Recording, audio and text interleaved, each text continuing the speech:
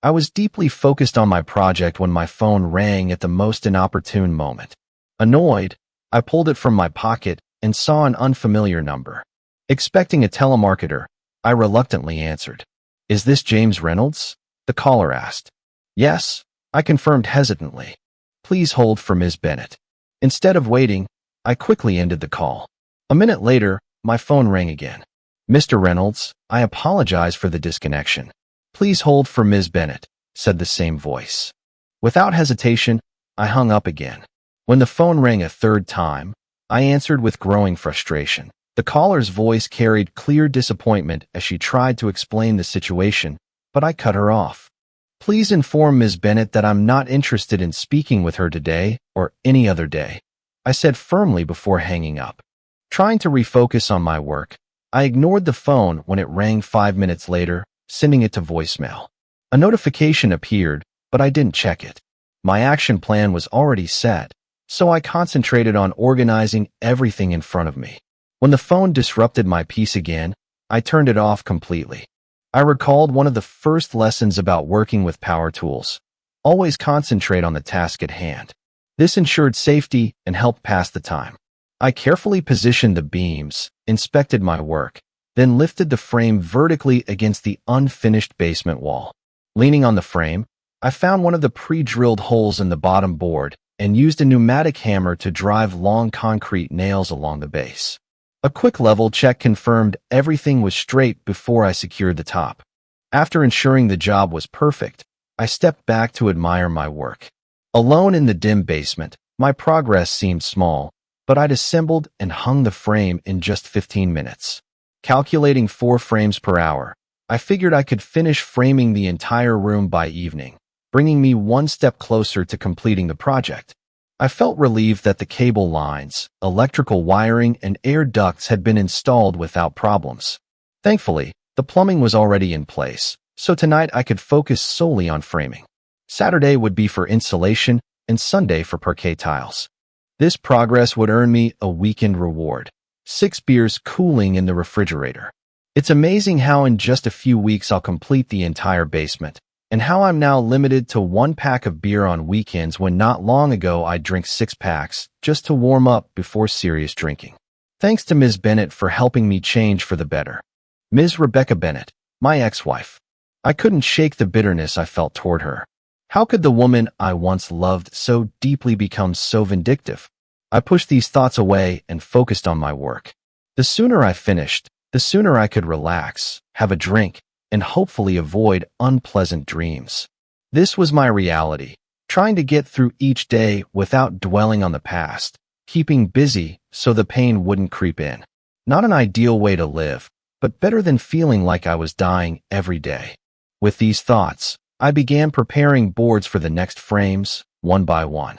After a long workday, I went upstairs, had a drink, took a hot shower, and went to bed. The next morning, I finally remembered to turn on my phone and found 20 missed calls and voicemails from yesterday's number. I realized my quiet weekend would be interrupted by work matters, despite my attempts to avoid them. Sitting at the kitchen table reluctantly eating cereal, I saw my peaceful weekend slipping away. No matter how hard I tried to escape work chaos, it always found me. So much for a quiet weekend. I headed to the basement, feeling fatigue build as I prepared for insulation installation. Putting on my mask, I turned on the portable radio to drown out my thoughts. Classic rock became my soundtrack, occasionally punctuated by expletives escaping my lips. After several hours, I finally finished the installation and went upstairs for a well-deserved rest. While enjoying a turkey sandwich, I gazed at the dreary November day, rain pattering against the window. Memories of the same rainy day last year flooded back, adding a bittersweet tinge to my loneliness. I remembered arriving in Chicago on Thanksgiving morning, standing soaked outside my relative's house. This impromptu visit wasn't planned. I hadn't received invitations from my wife, children, or mother-in-law.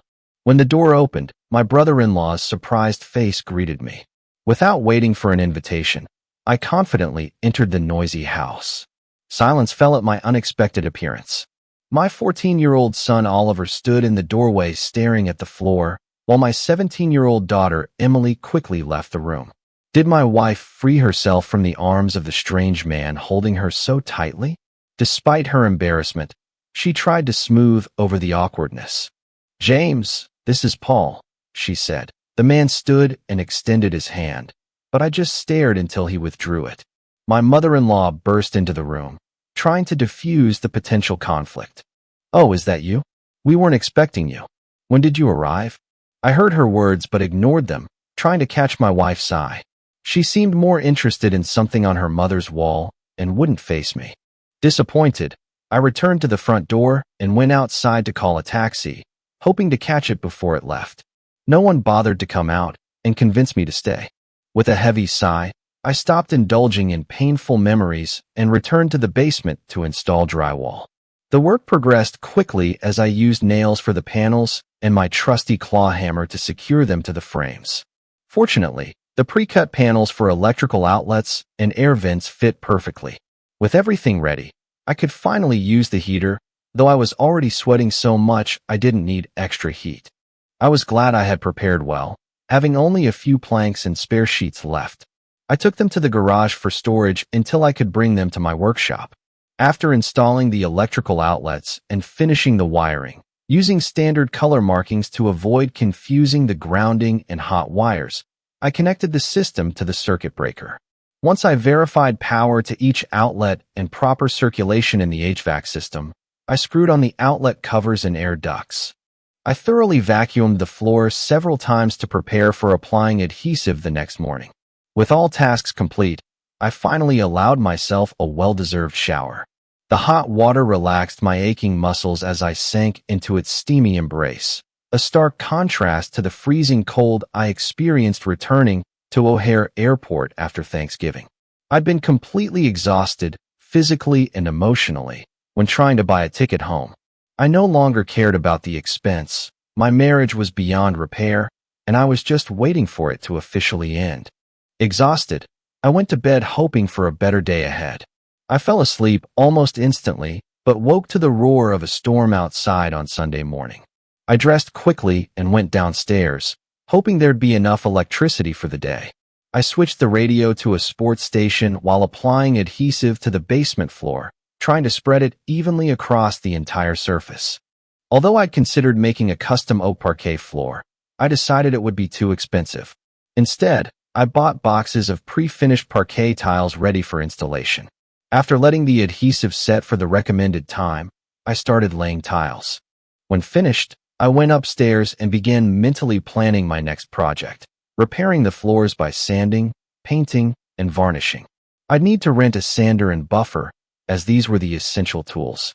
My workshop already had small grinders, tack hammers, brushes, and rollers. While working, I need to be careful not to damage the antique baseboards and moldings, carefully documenting each item to properly replace them in their respective rooms. I made fresh coffee in my recently renovated kitchen. Bright fluorescent lights illuminated the space, showcasing cutting-edge appliances that sparkled like new. As I sat in the breakfast nook beside the newly built kitchen island, the bright Mexican glazed tiles gave the room a colorful feel. I'd expanded the kitchen by demolishing the load-bearing wall, turning the small servants' dining room into a spacious, modern kitchen. By expanding the pantry shelves, I'd reinforced the sense that the room was even larger. For the perfect finishing touch to my kitchen, I decided to build a brick pizza oven. While working on this latest project, memories of how I met Rebecca came flooding back, taking me on a journey into the past. It all started at a freshman party at a pizzeria on university grounds. Reluctantly attending at my roommate's insistence, I found myself in the crowd with a drink in hand. That's when I noticed her, a tall, athletic brunette with long, muscular legs and a stunning figure. A moment that would change everything. A drunk man was harassing her. I couldn't hear what he was saying, but whatever it was prompted her to slap his face. Without hesitation, I stepped between them to prevent further aggression. Despite my efforts, he continued trying to reach her. In his rage, he pushed and shoved me. Eventually, bouncers appeared and escorted him out. When I turned around, I met the most beautiful green eyes I'd ever seen. Rebecca introduced herself, and we chatted for a while before she left. I thought I wouldn't see her again. A month later, walking across campus, I heard someone shout my name. To my surprise, it was the same girl, dressed in sorority letters, running toward me. She asked if I had any contraceptives, explaining she needed them to complete a sorority pledge task. The shock on my face must have been obvious as she quickly clarified. I could only nod and blush as I reached for my wallet and handed her what she asked for, which I'd kept since 9th grade. She squealed with joy, snatched it from my hands, and hurried to her friend's house. I stood watching her beautiful figure disappear. A month later, when campus was buzzing with excitement about the homecoming game, I was returning to my dorm when a familiar face appeared beside me. I squinted, trying to remember where I'd seen her before. "Hi, are you ready to save me for the third time?" she joked. I furrowed my brows in confusion.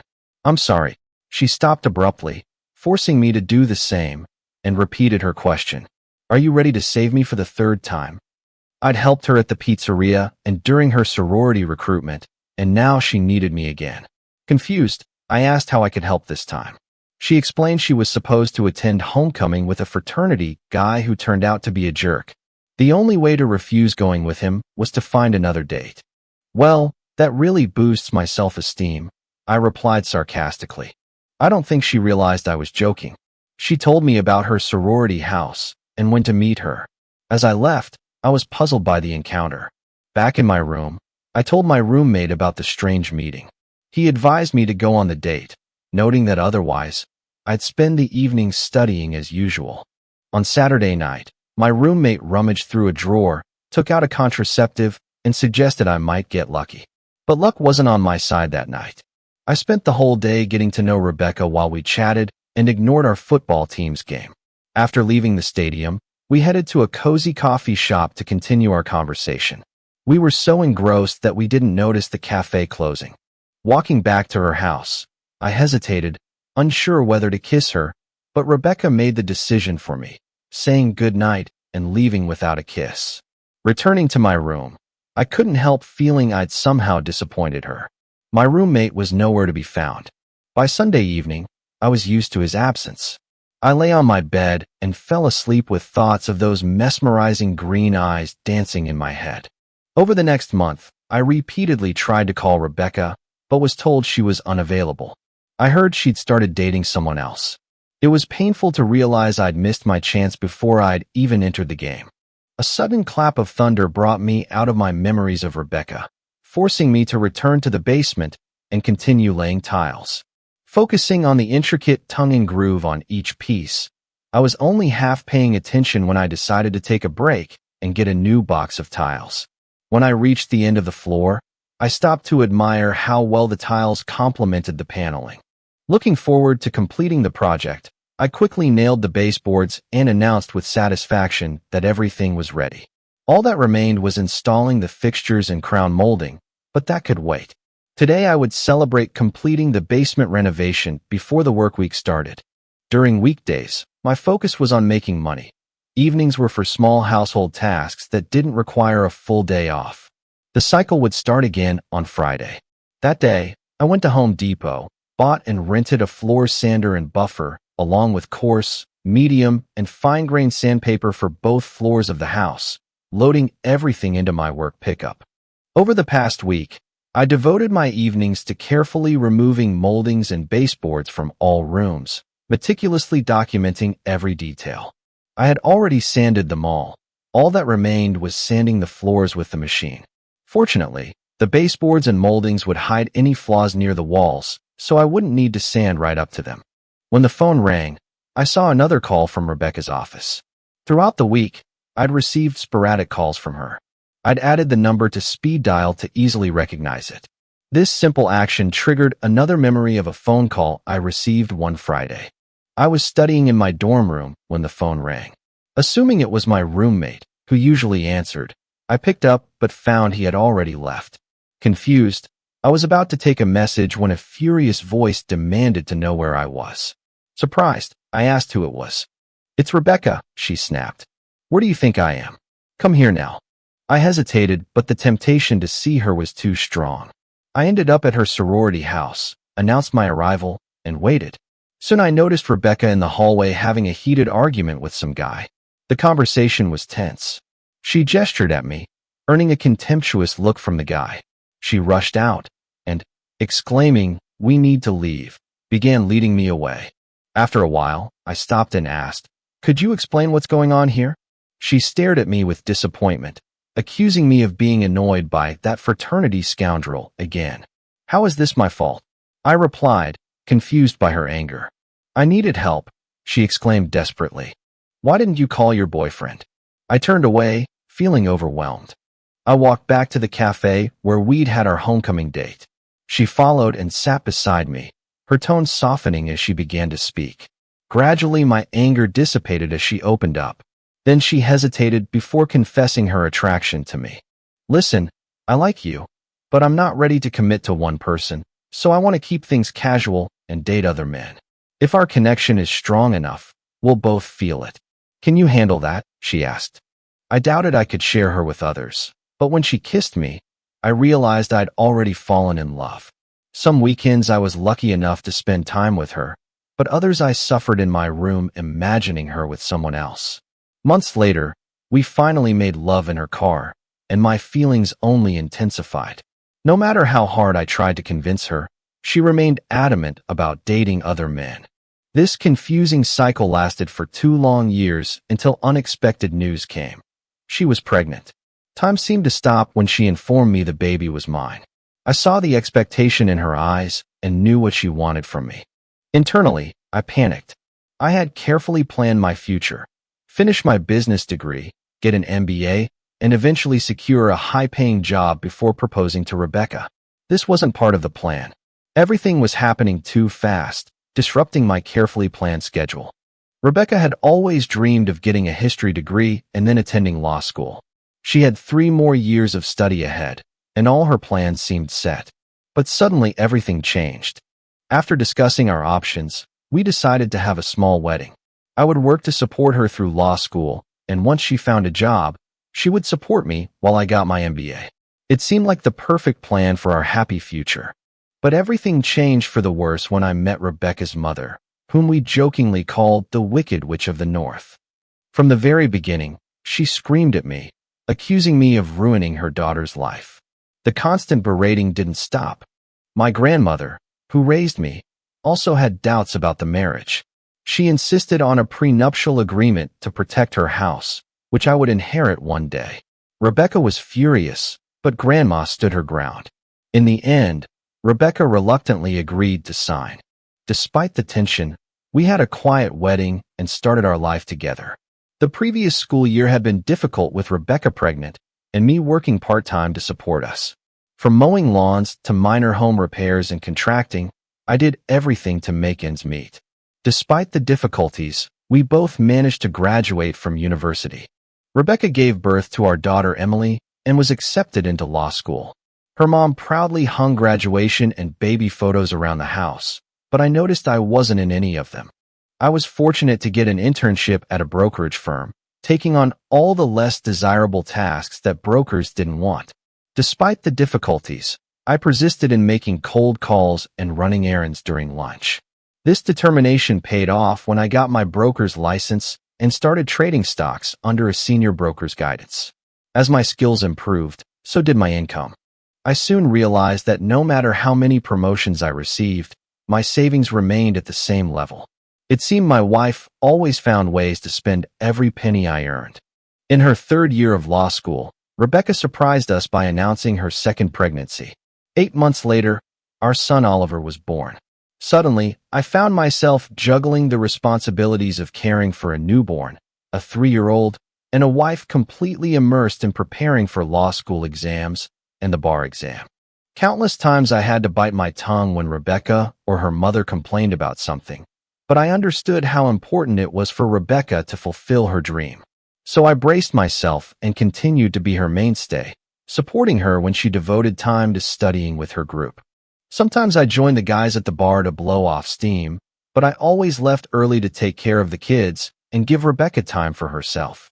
Some of my fellow students disapproved of my priorities and mocked me in front of Rebecca.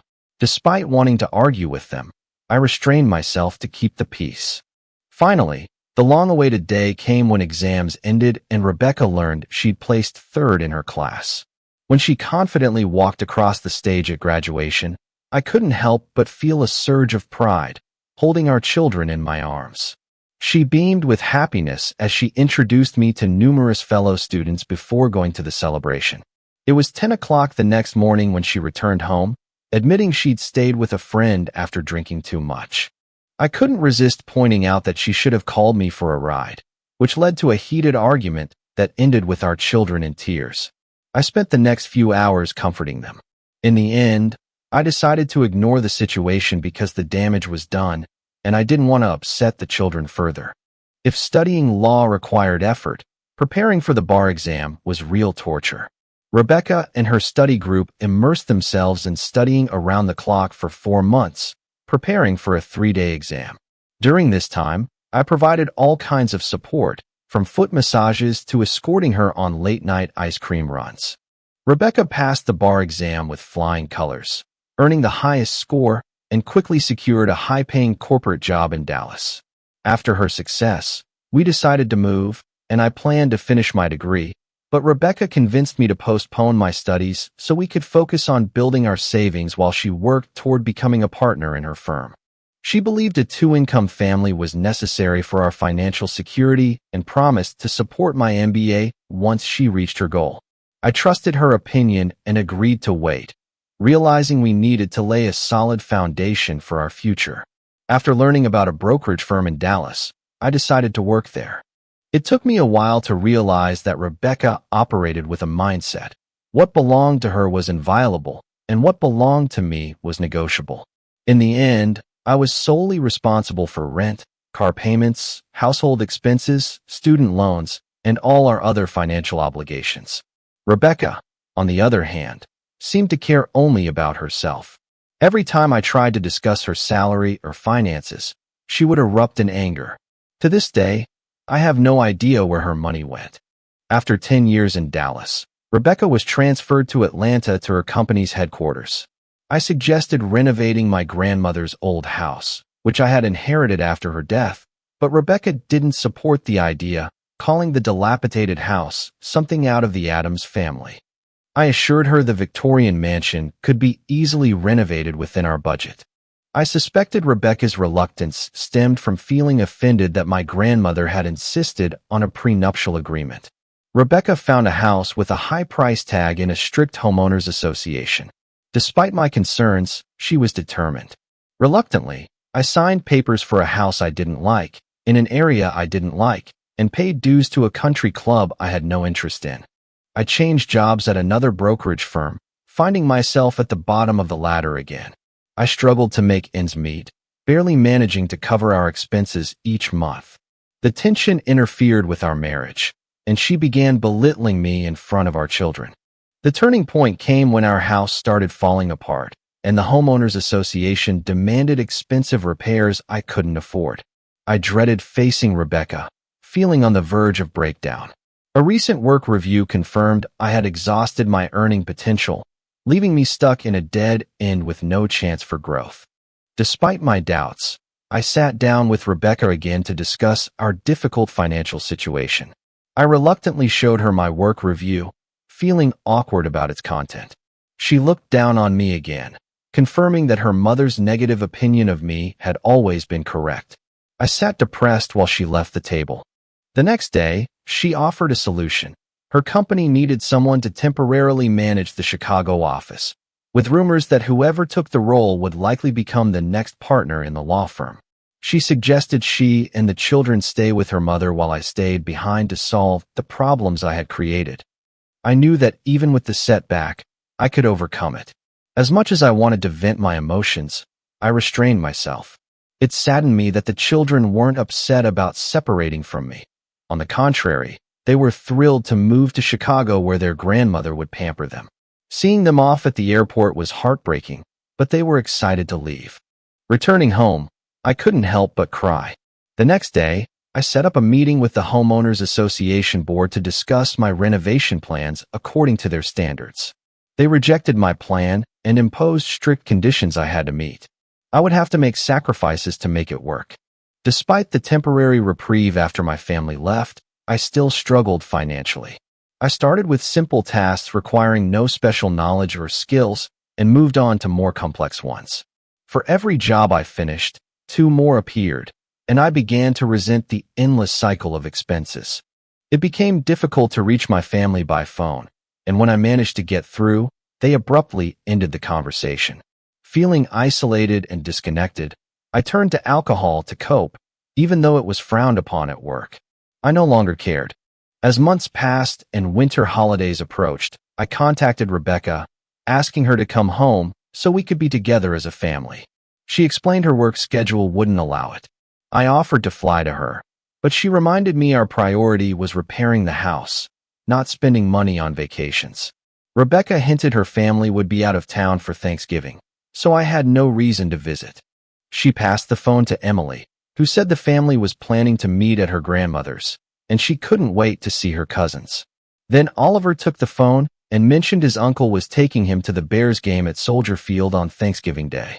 It all seemed suspicious, and eventually I grew tired of the situation. When I decided to go to Chicago, I found answers to questions I hadn't even considered, such as how easily I could be replaced. The most disappointing response came when Emily turned 18. Despite my repeated attempts to contact her and Oliver after the Chicago trip, leaving numerous voicemails asking them to call me, they never responded. It was only 2 weeks after Emily's birthday that I received a large manila envelope in the mail.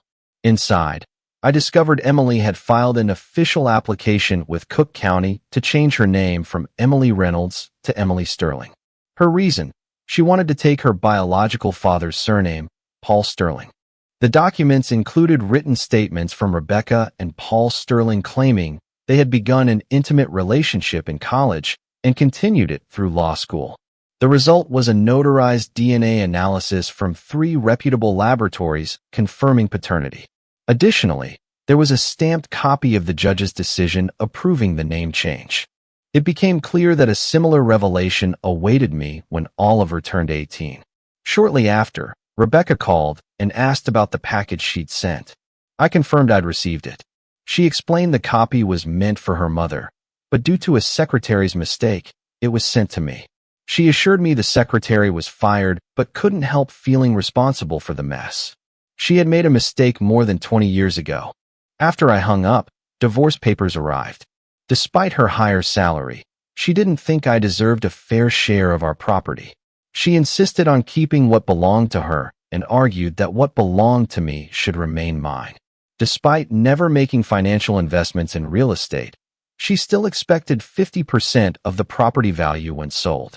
In fact, I was losing $400,000. I couldn't help but wonder what her reaction was when she received the property settlement agreement with my signature, without any objections. When I refocused on the floors, I noticed I had finished sanding and polishing them. They were now ready for staining and varnishing. Admiring the progress, I felt satisfied. Tomorrow I would finish the staining, and by midweek, I planned to apply several layers of varnish for added protection. The stain I chose would complement the pastel colors I'd painted in each room. After opening my first beer of the day, I walked through the house, noticing several small details still needing attention. Fortunately, these were simple fixes. I wanted to tackle another big project and found myself staring at the master bedroom balcony overlooking the vast backyard. Inspiration struck: a large pool with a hot tub, or even a pool house, would be the perfect addition. Excitement overwhelmed me as I considered the research and permits needed for such a project. I imagined spending the entire summer working on the backyard, envisioning different pool sizes and styles, estimating possible costs. As I listened, I heard an engine running and dissatisfied voices. Unable to see what was happening from my seat, I quickly headed to the bedroom overlooking the street. Looking down, I saw a rented U-Haul truck with a trailer trying to navigate into a neighboring driveway. The driver seemed out of control. The trailer had collapsed onto the wet grass, wheels spinning helplessly. Without hesitation, I rushed outside and knocked on the driver's window, startling her. She turned to me in surprise. Despite the chaos of trying to manage the vehicle and cope with 2 screaming children in the back seat, She was stunningly beautiful. Tears streamed down her face when I offered help. She nodded gratefully and accepted. I handed her my umbrella, and she quickly took the children to safety under the porch. I jumped into the driver's seat, adjusted the wheels, and put the truck in gear. To help get back on the road, I stepped on the gas pedal smoothly, trying to keep the rear wheels from spinning, and slowly moved forward to escape the rut. I had to drive through most of her front yard, but it seemed the easiest solution. Eventually, I got the truck and trailer free and prepared for another attempt. Driving with a trailer is a skill many haven't mastered. The key when reversing with a trailer is to turn in the opposite direction than when driving without one. Carefully, I steered the trailer down the driveway until both truck and trailer were parked and ready to unload.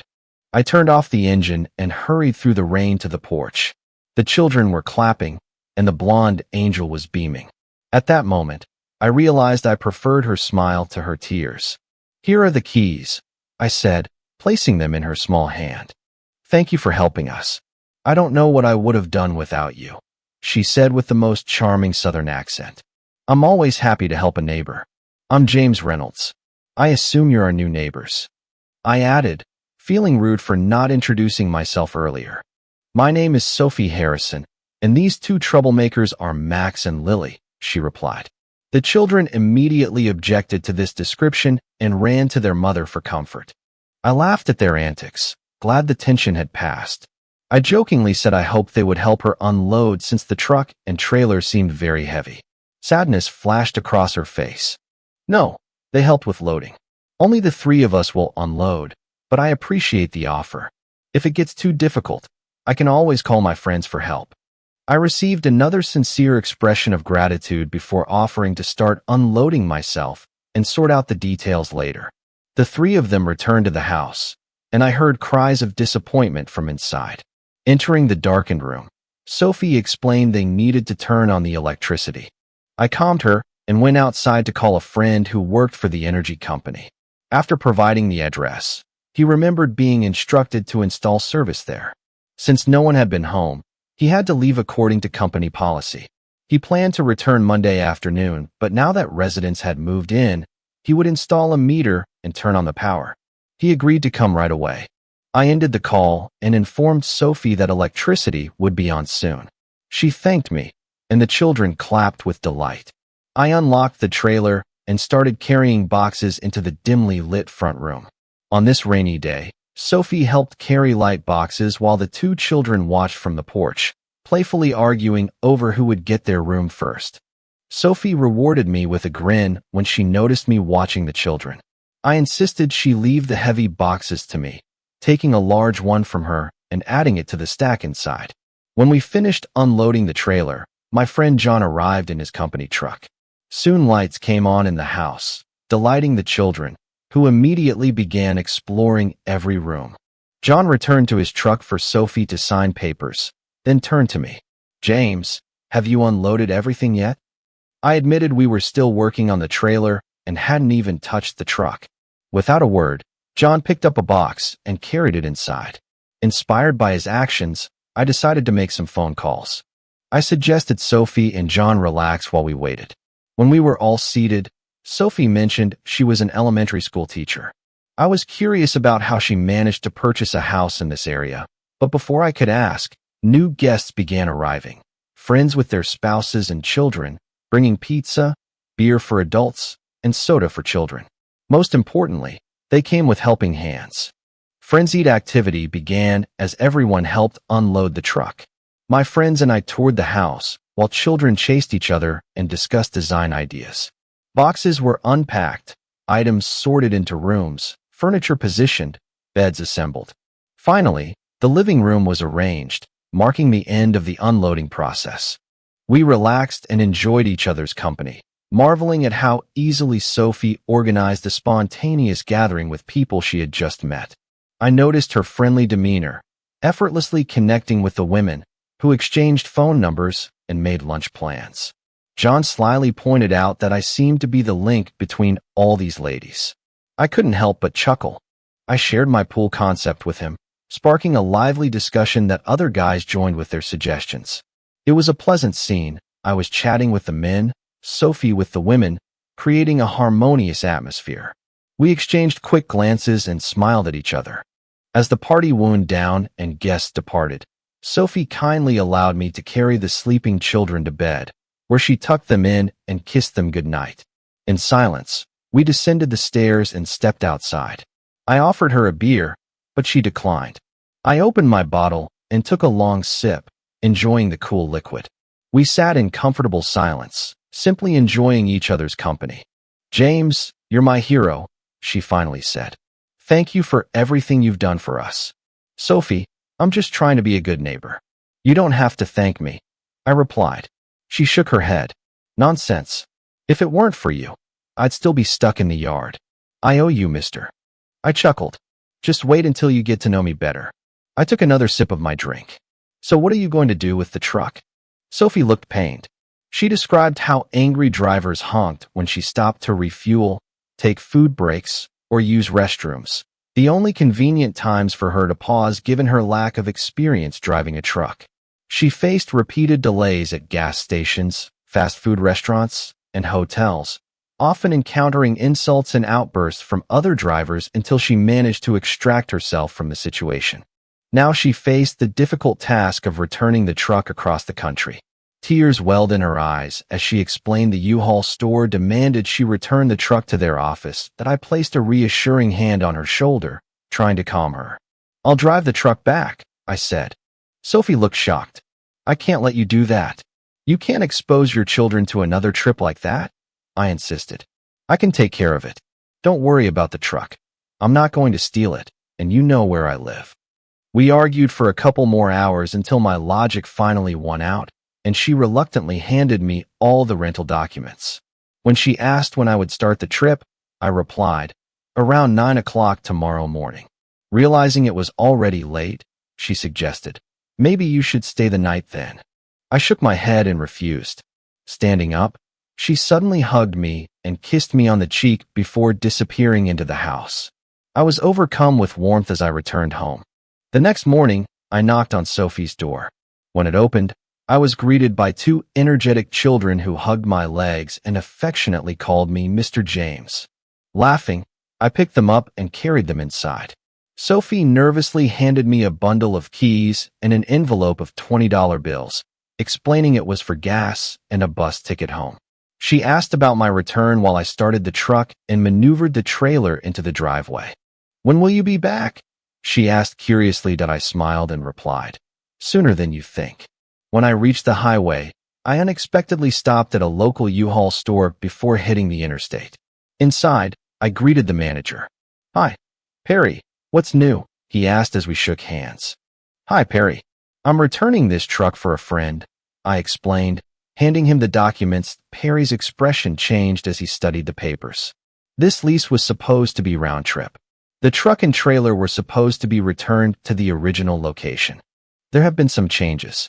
Now they need to be kept here, and I'm ready to pay any additional fee for changing the terms, I said.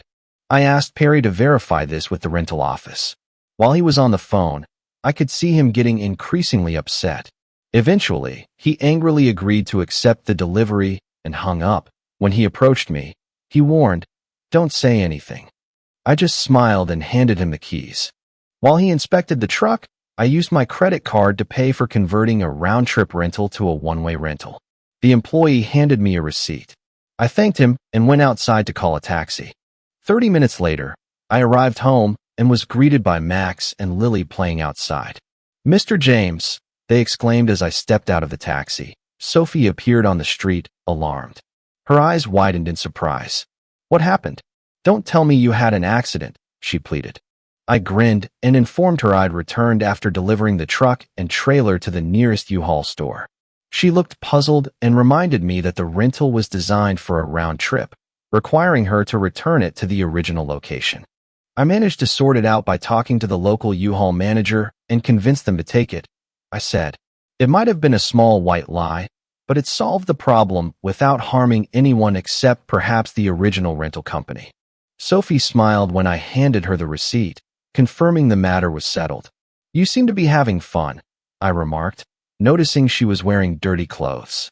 She admitted she had underestimated the challenges the house presented. I assured her that if things became too complicated, she could always come to me for help. After returning the envelope with the money she'd given me that morning, I returned home. Although I'd lost half the morning, I quickly finished painting the entire second floor and proceeded to the first. The calmness I'd gained while working was suddenly interrupted by thoughts of my attractive blonde neighbor. While applying stain, I noticed I was humming, a rare occurrence for me. A knock on the door interrupted my reverie. I found Sophie on the threshold, upset. She explained she'd had a plumbing accident. Water was leaking from under the toilet and asked for my help. I quickly gathered my tools and went to her aid.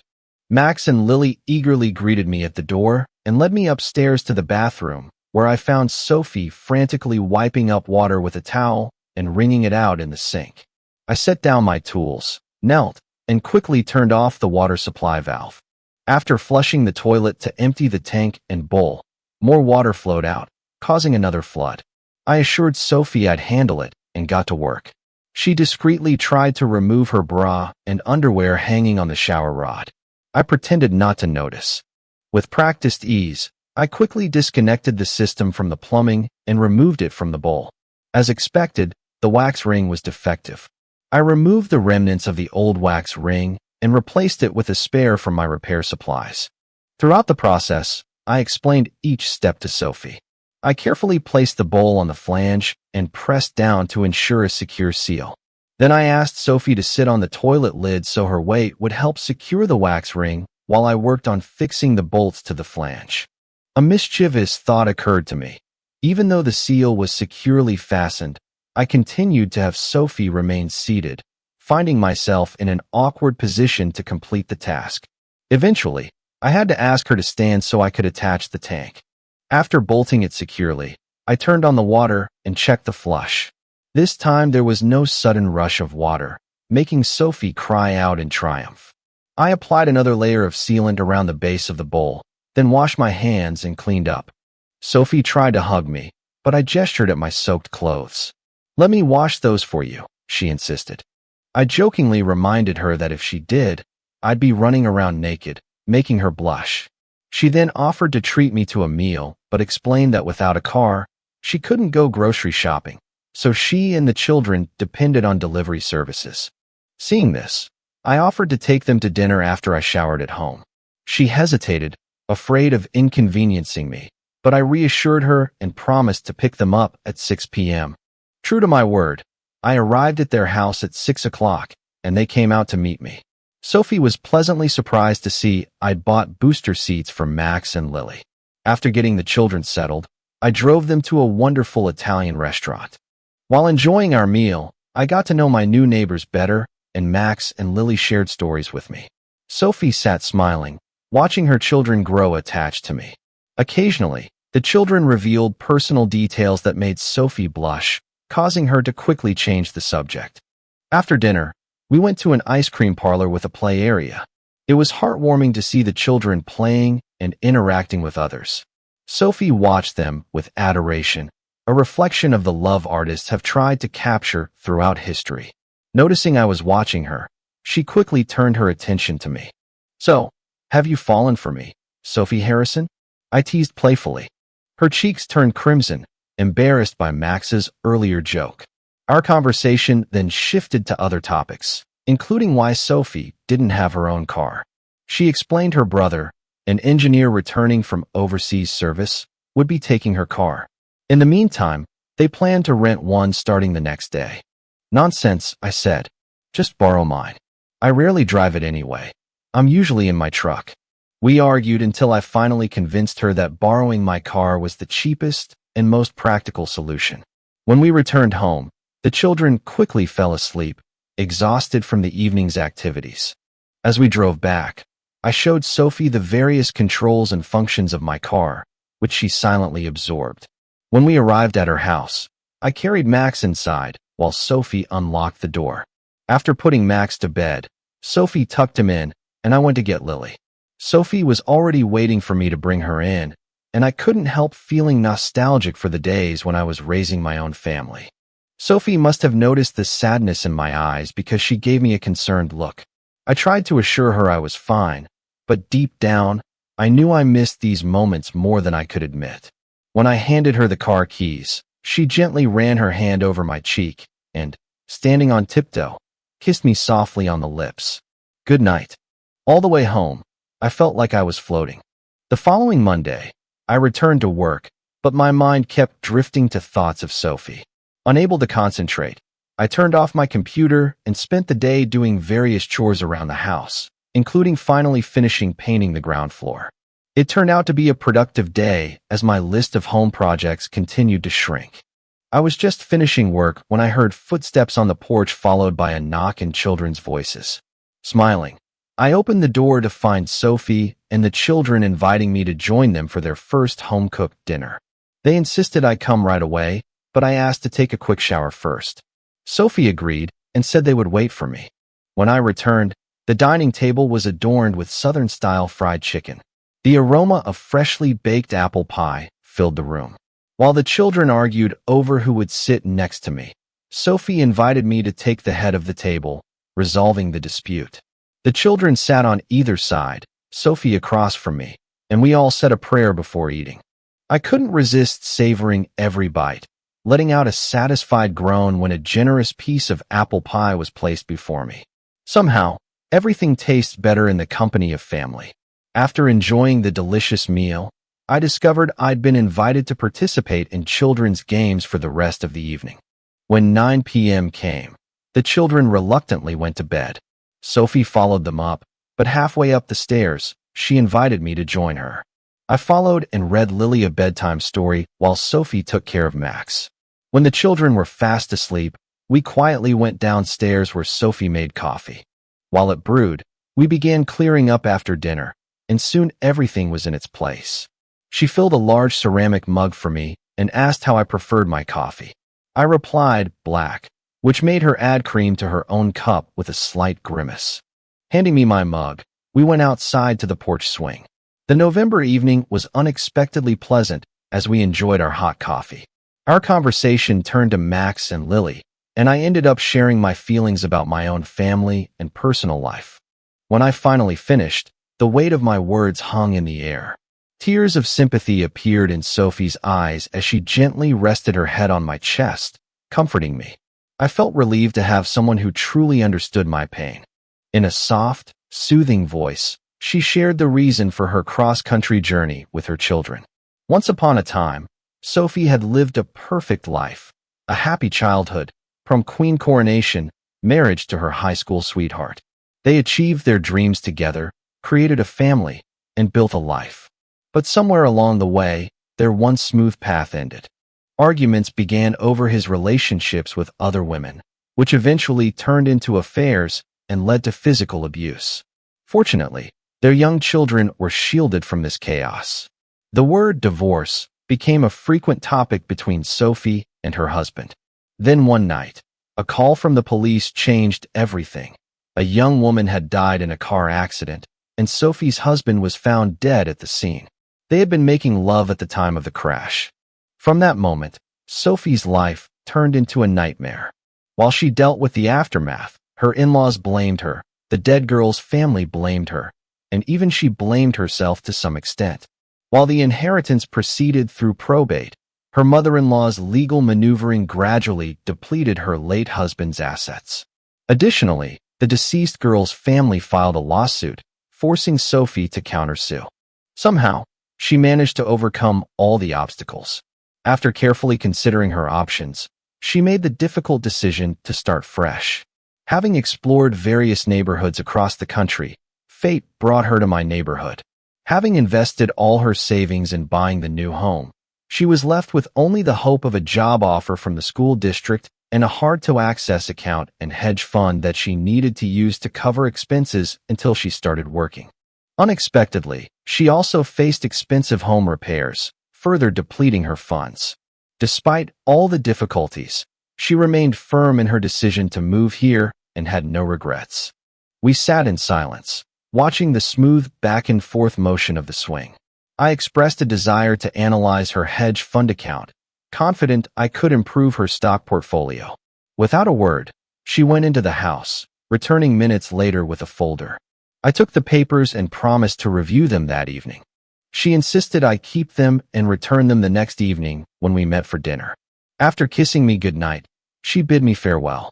When I got home, I immediately began examining her hedge fund account and quickly discovered the unethical actions of the manager who was enriching himself. It became clear he was not only dishonest, but also incompetent in selecting stocks. I was confident I could improve her returns by 30% in the first year. Encouraged, I began sketching out questions to discuss with Sophie the next day, still distracted by thoughts of her kiss. The next evening, I had dinner at Sophie's again. I put Lily to bed, read her a bedtime story, and said goodnight. Because of the cool night, we stayed inside, and I sat at the table to analyze the data, create spreadsheets, and make forecasts for Sophie. When she came downstairs, I had everything ready. She brewed another pot of coffee and asked about my conclusions. I informed her she was being deceived, but assured her I could help. As I began explaining the details, she interrupted me. I asked what was bothering her. She assured me everything was fine and that she trusted me completely, so I didn't need to explain anything. Instead, she invited me to join her in the living room to relax. We spent the evening talking while the fire in the fireplace slowly died down. Despite our age difference, I felt more at ease with Sophie than I ever had with Rebecca. We kissed goodnight, and before she left, she gave me her authorization to manage her stock accounts and extended a standing invitation to join her for dinner. When I woke up the next day, the first thing I did was address Sophie's financial situation.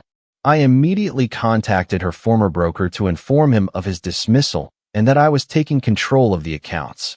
At first, he resisted but quickly changed his mind when I hinted at contacting the Securities and Exchange Commission. In the end, he agreed to reimburse Sophie for all commissions, totaling $5,000. A minute later, I received confirmation of her account adjustment, a successful outcome. I began restructuring her investment fund by eliminating inefficient stocks and replacing them with more stable, reliable blue-chip stocks. The remaining funds were invested in high-risk, high-yield stocks requiring frequent attention but capable of generating significant profits with proper management. To top it all off, I waived brokerage commissions for the transactions. When the trading day ended, I was pleased with the changes made. With a sense of accomplishment, I went to dinner with Sophie. When I brought up the financial matters, she quickly assured me she trusted me completely and didn't need daily reports. This allowed me to continue managing her account while spending every evening with her. Our weekends were now filled with exploring the city with Sophie and her children rather than working on home improvement projects. Although, to be honest, I helped Sophie with her own home projects. Her house was in the same poor condition as mine had been when I started renovating, so my experience proved valuable as we solved problems together. It was Sophie who set the pace for our relationship. What started as simple goodnight kisses quickly evolved into passionate ones as soon as the children fell asleep. Sophie made sure we didn't go too far because she was too shy to do anything more with the children nearby. Despite going home with unfulfilled desires, just holding her was enough for me. Over the weekend, I met Sophie's brother Ray and his family who arrived in her car. We spent the evening grilling steaks and getting to know each other better. I sensed Sophie would soon ask him what he thought of me, so I decided to be completely honest with him. Ray, I want to be honest with you. I'm head over heels in love with Sophie and plan to marry her when the time is right. She's truly the greatest blessing in my life, and I cherish every moment we spend together. I understand we've just met, and you may not know me well yet, but I hope in time to show you how much I adore her, I said sincerely. From the day you met, it was obvious you've always helped Sophie and the children. She appreciates you deeply, and I believe you two are meant to be together. But I want to make it clear, if you ever hurt her like that sneaky man did, we're going to have a serious conversation, Ray replied. Having said our pieces, we clinked our beer bottles and took the steaks inside. After the meal, Max and Lily took their relatives upstairs while Sophie and I chatted with Ray and his wife. The conversation eventually led to Ray and Sophie sharing embarrassing childhood stories. It was after midnight when Ray turned to his wife and suggested, "Let's put the kids to bed. and then we'll crash in Sophie's room, hinting for us to leave. We wished each other good night. Without a word, Sophie and I laced our fingers together and headed for my house. The passion that followed was wild and unforgettable. Lost in the moment, we continued to hold each other in a blissful afterglow, savoring every second. We both realized we were hungry from our physical exertion and, giggling, got out of bed. I quickly put on shorts and grabbed a t-shirt, but found Sophie was wearing it. I hugged her once more while she playfully put on a robe, and we went downstairs. While rummaging through the refrigerator, I was pleased to notice our conversation flowed easily and naturally. We had transitioned from neighbors to friends to lovers. Every time I looked at her sitting at the kitchen table, I felt like I missed her even more. She sat with her bare feet on the edge of the seat, wearing only my t-shirt. I carefully picked her up and carried her back upstairs, laying her on the bed. Looking at her with awe, I realized I would do anything for her. I swore to protect her with all my might and ensure nothing would ever come between us. At that moment, I understood the difference between Rebecca and Sophie. The time of sadness and endless work had passed. It was finally time to embrace life again. Holding Sophie tightly, I hugged her, and she found comfort in my arms. In the darkness, we both sensed that morning would bring joy. After wishing her good night and kissing her, we fell asleep. Months flew by until one sunny day, the doorbell rang. To my surprise, Rebecca and her companion Paul Sterling appeared in the doorway, followed by Emily and Oliver. This wasn't a complete shock, as I'd heard rumors about their return to the city. Rebecca had a proposal and requested a conversation. After closing the door, I stood waiting, leaving them to worry about the lack of an invitation inside. Silence hung in the air as I had nothing to say. Eventually, Rebecca composed herself and spoke. She admitted mishandling our situation and expressed a desire to make amends. To my surprise, she revealed that Paul was the same fraternity guy from college who had been set up by her sorority, with whom I had unknowingly competed. Despite never speaking to each other, Rebecca had continued dating him. It became clear Paul wasn't going to let her go despite her attempts to distance herself. Rebecca was torn between loyalty to me and her feelings for Paul, trying to sort out her complex emotions and make a decision that would permanently impact our lives. She discovered Paul now worked for another company, and before she knew it, she was back in his arms. He had insisted on paternity tests for the children, which confirmed they were indeed his. I understood why the children wanted to be with their biological father. Despite my disappointment, I remained calm and silent while Rebecca explained her decisions. Stuck in a career rut, she felt it necessary to prioritize her family's well-being by divorcing me and ensuring a good future for her children. That's why she had demanded half the profits from selling our marital home, despite my making all the payments. Now the family was moving to Atlanta for her upcoming promotion. The hype around revitalizing my grandmother's old neighborhood had even reached Chicago. Investors were seeking to purchase and restore historic mansions to their former glory. Rebecca knew that after the divorce, I had lost my brokerage job and couldn't afford the necessary upkeep of my grandmother's house. She offered to transfer ownership of our marital home to me and cover the remaining mortgage. Additionally, she presented a cashier's check for $100,000. The only condition was that I sign over my grandmother's house. I stood speechless as she waved the check in front of me. Eventually, her hand dropped when I remained silent. I greeted them politely, noticing the triumphant smirks on their faces. Their surprised exclamations echoed through the foyer as they crossed the threshold. In the soft glow of the majestic crystal chandelier, I willingly described the careful measures I'd taken to restore the entrance to its former splendor. Having meticulously restored every detail, I led the guests into the living room where luxurious furniture perfectly complemented the magnificent decor. As we moved from room to room, I proudly discussed the painstaking work I'd done, and my guests admired the amazing transformation of the house. Emily's eyes widened in surprise as we entered the conservatory where a majestic Steinway grand piano took center stage. Her love for music was evident as she gazed in awe at this beautiful instrument. The most extravagant gift I could have given her as a child was an electric keyboard. With a longing expression, She ran her fingers over the keys. Climbing the stairs to the spacious, cozy bedrooms, we eventually reached the luxurious master suite, illuminated by natural light streaming through the windows. The owner's bathroom was stunning with a multi-head shower and a majestic clawfoot bathtub adorned with gold leaf. Stepping onto the balcony revealed a huge Olympic-sized swimming pool with a pool house and a jacuzzi on the terrace. I led them through all the rooms until we reached my office. I described creating mahogany panels and searching for furniture that would perfectly complement the interior. I proudly displayed valuable first edition books neatly arranged in bookcases, and my faithful golden retriever, Butters, wagged his tail beside me on the couch. Rebecca, who had always disliked dogs, watched with a disdainful expression. I waved away her disapproval, no longer concerned with her opinion. Now that the tour is complete and you have a full picture of my house, do you really think I would decide to return to that terrible place that brought me nothing but suffering? I asked. But before I could continue, I was interrupted by two energetic whirlwinds jumping onto my lap. "Dad, we're back from the aquarium," Max exclaimed. "It's pronounced aquarium," Lily quickly corrected him. Despite the correction, Max continued enthusiastically describing their visit to Atlanta's aquarium. As they excitedly recounted their day, Max confidently stated, "But Dad, our aquarium is much better." Lily agreed that the wall aquarium I had built for them in the basement was superior. Rebecca was stunned by the interrupted conversation, but I offered no explanation.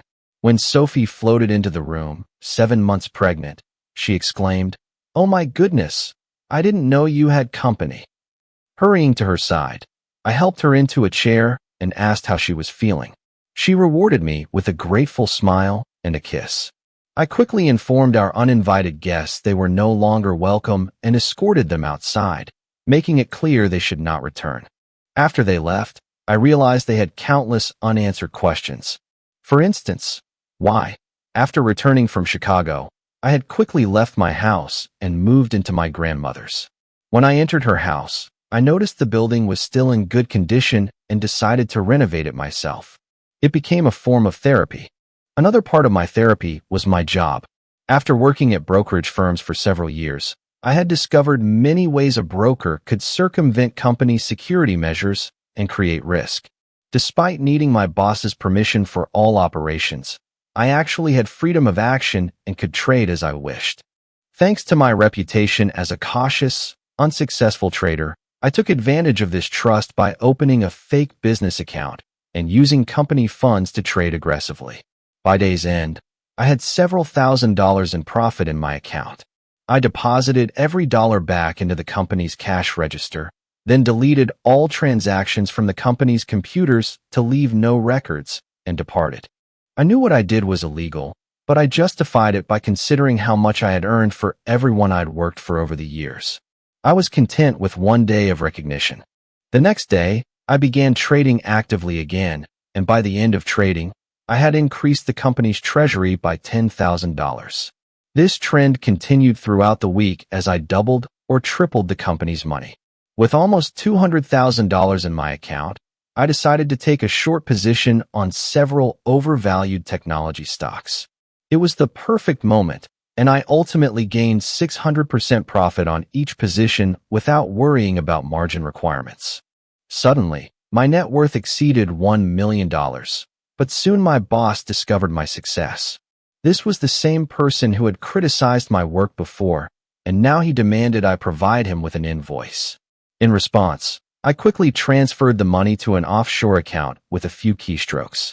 Turning to him, I bluntly told him to go to hell and promptly quit. Over the years, I continued working until I had accumulated considerable wealth. Therefore, I signed the property settlement agreement with Rebecca without objection. In her haste to secure her property, she hadn't considered whether I might have assets of my own. My fortune continued to grow until I met Sophie and realized I had the opportunity to start over. It was only when I married Sophie that I revealed to her the amount in my account. When she heard the figure of $2 million, she was nearly speechless.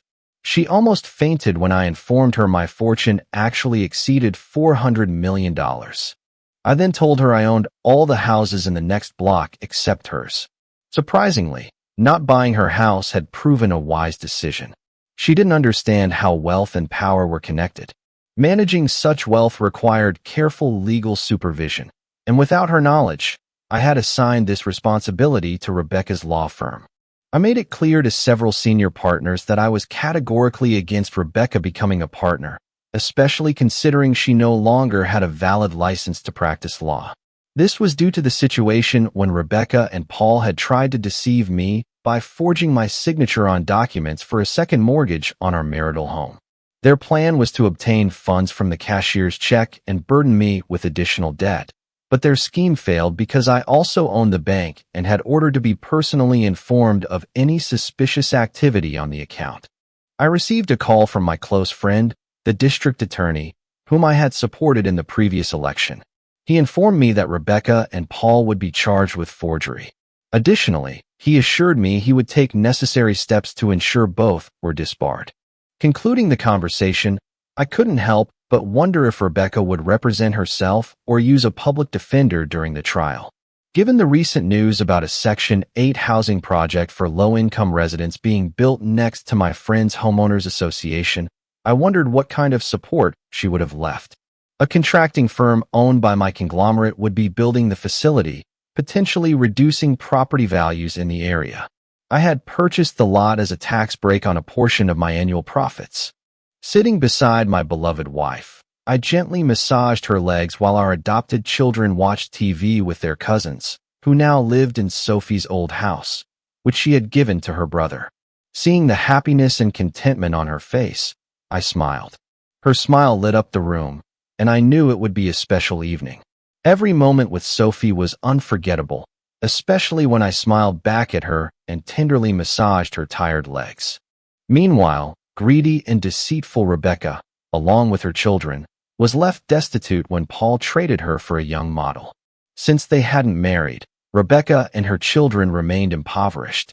They had chased a beautiful life, but fate decreed otherwise, and now they were buried in debt. Occasionally, they would take turns calling me, claiming how much they missed me and asking to borrow money, but I'd grown wiser and didn't believe a word they said.